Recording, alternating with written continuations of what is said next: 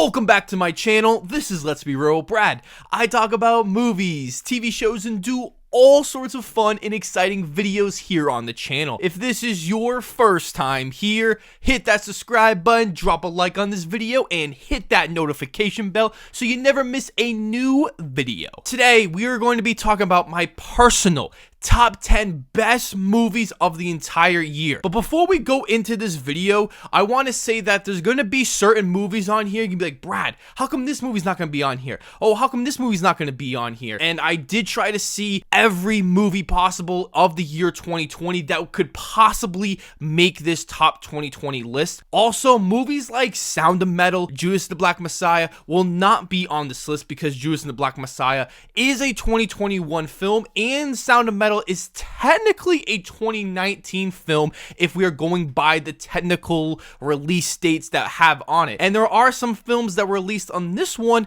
that are technically 2020 films. That's just the way I like to roll with it. So starting off with number 10. Number 10 is Another Round. This is a movie I will be trying to review this week, so I guess it's a spoiler of how much I really love this movie. But this movie was just so entertainingly fun and just super exciting to see what would happen with these characters. I did not see a trailer for this movie at all, so to me this movie was so really weird and interesting, and you got Mads Mikkelsen in a fantastic role. It has an amazing concept that I don't think you could be able to pull off such in a great way if it was an American version, which they definitely will do in the future, which I will be very sad. For number 9 is a movie I literally just watched yesterday, and I didn't even realize it technically counted as a 2020 film, and that is a movie I'm going to be reviewing this week also, which is called Shiva Baby. This was a very super funny film that I just did not get sick of. I really enjoyed this story with its super extremely tight budget, but it had such amazing performances, great writing, and just a twist and turns along this horror themed style that was absolutely fantastic. The theater that I was in, everyone was cracking laughing, as this is one of the funniest movies I have seen in quite some time, and I think it definitely deserves to be on this list. Number 8 is going to be a surprise pick, and I think it's going to be a hot pick for some people, and that is Netflix's I'm Thinking of Ending Things. This was directed by Charlie Kaufman. If you do know him, he has made some fantastic films in the past, and this is a movie that I think a lot of people didn't really understand or didn't really emotionally connect with because it is a very weird art housey drama, kind of horror film in a sense that I think requires a couple of watches. But this movie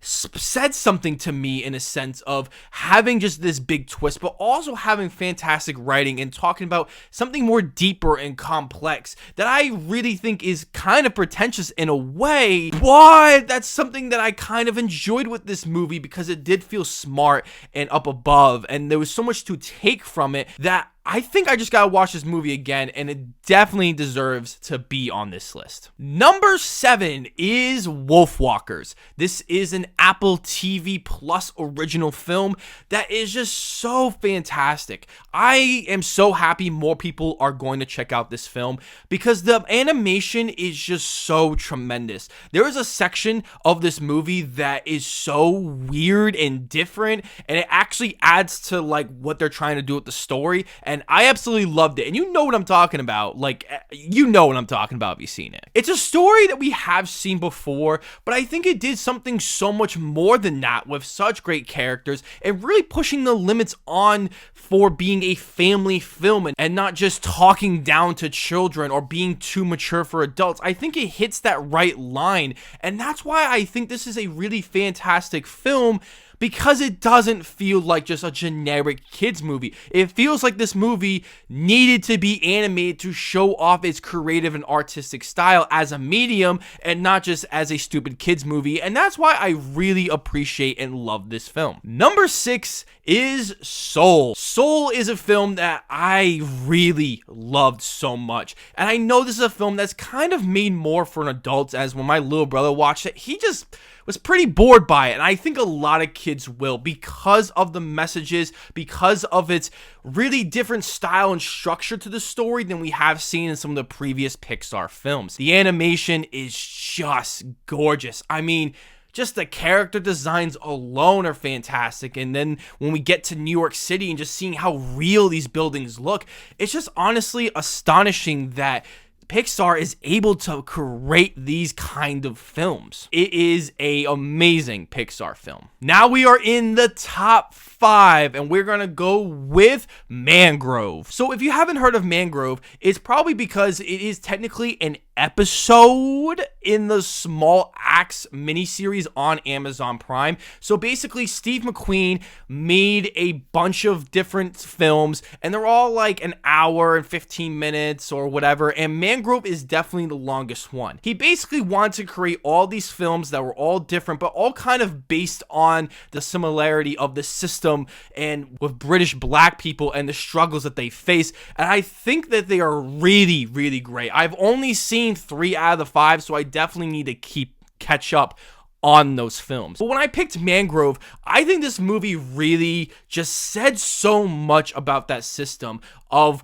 that time period. And I really love that a film that's set in the UK that I'm not too familiar with their justice system and how things are different, you still get it from a humane standpoint and understand what these men and women were going through this group, and seeing the camaraderie from this group and able to express that through their black culture, I thought was just so excellent. The acting, the writing, the cinematography, the direction are all meticulously fantastic in this film. As Steve McQueen has proven, he is one of the best directors working today, and Mangrove definitely should be considered as a film, but unfortunately isn't, but I think it definitely will get some Emmys in the future. At number 4, we have Minari. This is a beautiful, extremely touching and personal film about these South Korean immigrants living in the 1980s America. I think this is a movie that personally won't connect to a lot of people because I don't think many of us can understand what this family was going through, and we see that all the way through this film, and I felt like I just connected with them and their struggles and the positive things that they were able to do, and see each side of the family and what they were struggling with, and I thought the performances really excelled on this level. Steven Yeun and Alan Kim and the grandmother are absolutely fantastic in this film. They just pull this movie all together. The writing, the cinematography, the direction, the beautiful, fantastic score all come together to make this almost perfect film that I think if someone gives this a rewatch, I think they will be able to get the same feeling or even more on that second watch. Number 3 is going to be a hot take because I think this is a marvelous and fantastic film, and that is Christopher Nolan's Tenet. And I think it's a movie that is very confusing, just like I'm thinking of ending things. But what I think it does so well is that it maintains that massive blockbuster film with action and spies and espionage, but then it has this time travel aspect and just this intellectual era of what Christopher Nolan loves to do, and I just really loved it. I've seen it twice in the theater already, and I found more enjoyment with it because it's so confusing, and understanding the story and the characters, you actually get a lot more from the experience, and it's actually much faster on the second watch. So I think people need to give this movie a rewatch because I truly do think this movie will be a classic action thriller spy film in the next 10 years. At number 2, we have The Father. The Father is just marvelous. I mean, this is a film that just speaks to every human being possible dealing with dementia and the effects of it. I guarantee someone in this universe has known someone, has a loved one that has dealt with dementia, and just the horrible and also kind of interesting aspects that dementia does have. This movie at times is kind of hopeful and joyous, but then it really is so sad and so confusing, and that's what this movie does so well. The fact that this movie was based on a play just does not show in here because it truly does feel like its own film and its own story they're trying to tell. Anthony Hopkins and Olivia Colman are absolutely marvelous in this movie. Anthony Hopkins gives one of the best performances I have seen in quite some time. He truly played this character with dementia, and all I will say is that the ending of this movie, just perfect cinema. Now we are at number 1, and it is Nomadland. Yes, I know it's most talked about movie of the year. It's the best reviewed movie of the year, but I really do love this movie. I really wonder how I will watch this on my rewatch and see if I get that same feeling that I first watched it. But the fact that this movie could have just been so boring and just not interesting at all with its story and style is just amazing to me. I know this movie is not going to connect with everybody, and it's going to be one of those movies that's going to be considered one of the most overrated of the year, and I totally get that for sure. But the fact that Frances McDormand lived this lifestyle of being a nomad and being with pretty much real nomads and just feeling all real, like none of it felt like it was a documentary, but it felt like a movie in real life, if you kind of understand what I'm saying. Chloe Zhao is just marvelous direction and the editing and just producing the film. I mean, she pretty much did everything with this movie, and it really shows, and I think she deserves all the awards at the Oscars because it is a technical achievement with this film, and it's just a disgrace that this movie probably will not get a 4K release to show off how amazing and beautiful this film is. I was enthralled the entire time with this movie,